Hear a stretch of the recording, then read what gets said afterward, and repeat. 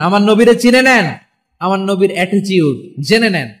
বিষ্ণু ঈসা ইসলাম যখন কোন জনপদে যেতেন 3টা অপশন নিয়ে যেতেন। 1 number option আসলিম তাসলাম।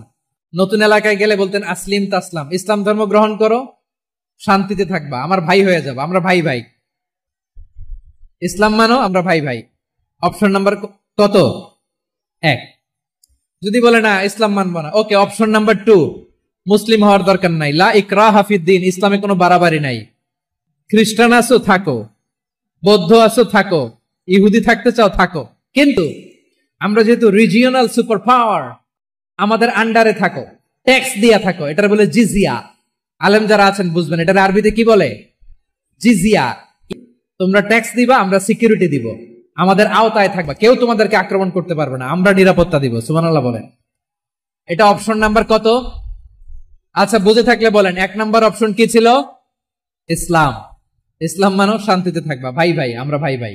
Option number 2, tax দাও, আমরা নিরাপত্তা দিব, মুসলিম হওয়া লাগবে না। এখন 1 নাম্বারও মানে না, 2 নাম্বারও মানে না, মুসলিম হবো না, ভালো, খ্রিস্টান থাকো, ট্যাক্স দাও, আমরা সিকিউরিটি দিব না, এটাও মানি না। বিষ্ণু বলেন তাহলে তলোয়ার আমাদের আর তোমাদের মাঝে ফয়সালা করবে,